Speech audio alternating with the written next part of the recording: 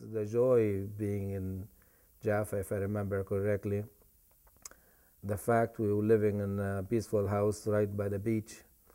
I remember when we wake in the morning, we used to smell the orange trees, and that I still remember that smell.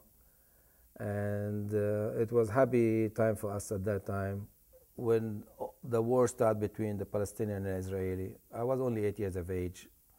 All of a sudden, my life was totally interrupted because from peaceful place, we used to go to the beach all the time or in the school.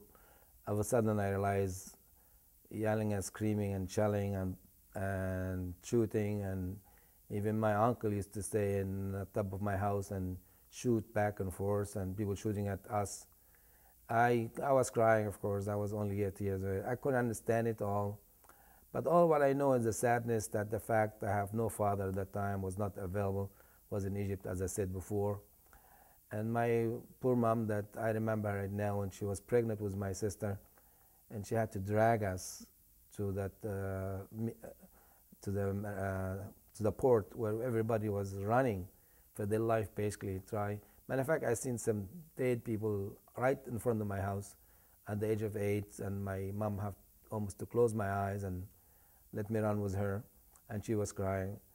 But when I was in that boat, in the end of the boat, in that corner of the boat, when everybody was vomiting, when everybody was screaming and yelling, I remember right now vividly, my mom used to cut the lemon and lime and feed me in my mouth so I could not basically just throw up like everybody else.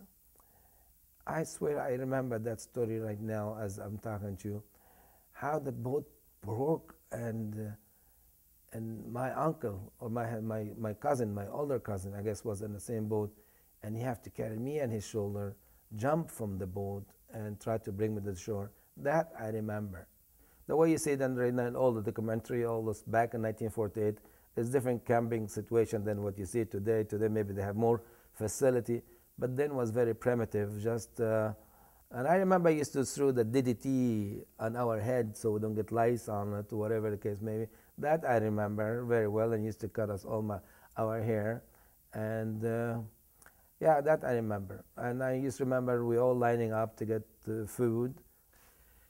Well, I guess they said necessity, mother of invention, if it used with a positive mental attitude, and necessity also father of crime if it used with a negative mental attitude. So the fact that I was displaced and I have no place in my country of my own, and being dragged from Palestine to Egypt to Germany to Canada, of course it shaped me to become a survivor and to do better than anybody and try hard. I'm 69, I'm still working, and I don't feel like I'm 69. I'm still wake up in the morning, 5 o'clock in the morning, go to work, and I have no intention of retiring and sitting home and say I'm old. Yes, that shaped me that way, yes. What I like to say, I'm hoping and dreaming that one day before I die, I see a state of Palestine. That will be my hope and dream.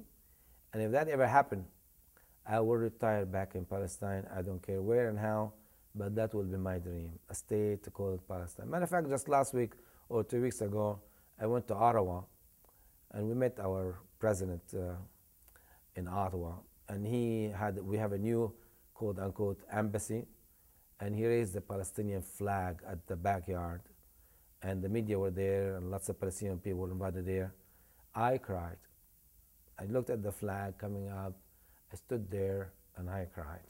So my hope and my dream, to see a Palestinian state, yes.